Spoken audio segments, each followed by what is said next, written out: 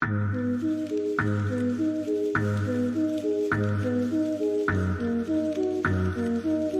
dari 1000 tahun yang lalu, untuk menyegel iblis dan mayat hidup dari neraka, pria ini melepaskan teknik terlarang kuno untuk menciptakan pemandangan gelap di seluruh benua tengah dan barat. Sekarang, layar hitam ini telah jadi pesona hijau, membagi negara menjadi dua. Dunia tengah dipimpin oleh iblis Ral yang kuat. Orang-orang hidup dalam kesulitan. Dunia barat adalah satu-satunya tanah murni yang belum tersentuh sihir. Dan iblis dan mayat hidup, bebas dari belenggu segel sepanjang waktu. Untuk menyelamatkan pekerja keras di dunia tengah, penyihir Karen menggunakan sihir untuk membuka perbatasan. Dia melewati penghalang. Akhirnya menemukan penjelajah sekali dalam 1000 tahun di dunia barat. Seperti kata ramalan, penjelajah akan memimpin orang-orang susah untuk melenyapkan iblis hitam Ral. Ditemani oleh penjelajah bernama Jack, iblis Ral merasakan ada bahaya yang belum pernah terjadi sebelumnya telah datang. Dia tidak peduli apakah setan dan mayat hidup akan dilepaskan. Dia memerintahkan resimen artileri untuk menyerang perbatasan setiap hari. Mencoba pergi ke dunia barat untuk menangkap dan membunuh Jack. Tapi saat ini Jack tidak tahu. Dia sedang mencari Simon untuk membalaskan dendam ayahnya. Karena dia mencuri buku tebal kuno yang dibawa Karen. Kalau sampai di tangan iblis Ral, dia akan menggunakan kekuatan tak terbatas yang terkandung di dalamnya untuk mengendalikan dunia. Simon menemukan seorang penyihir dan mengancam nyawa putrinya. Akhirnya mendapatkan batu ajaib yang bisa menembus perbatasan. Dia mengambil batu bertuah dan perlahan mendekat, bersiap untuk merobek penghalang seperti karang.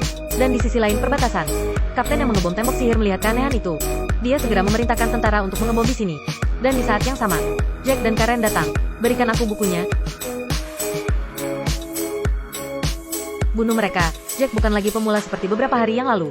Dengan restu dari pedang kebenaran, ditambah ajaran Renza dan Karen belakangan ini, Jack resmi masuk pertarungan.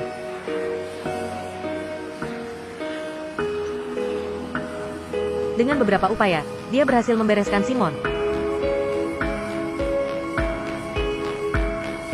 dan merebut kembali buku kuno itu. Tapi tiba-tiba, bola api terbang dari sisi lain perbatasan. Ternyata, perbatasan telah diledakkan dan muncul celah. Puluhan tentara bersenjata mengerumuninya. Ketika mereka melihat buku ajaib di tangan Jack, mata kapten bersinar. Dia minta Jack untuk menyerahkan buku mantra itu. Jack tahu bahwa buku ini tidak boleh jatuh ke tangan iblis. Melihat perbedaan kekuatan antara kedua belah pihak, tanpa ragu-ragu dia melemparkannya ke dalam api.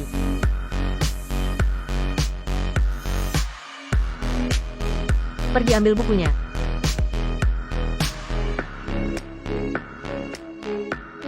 Buku ajaib memancarkan kekuatan yang luar biasa. Jack juga mengangkat pedang dan masuk dalam pertarungan hebat. Seperti penjelajah yang terlahir kembali. Pedang mengerahkan kekuatan tak terbatas di tangannya.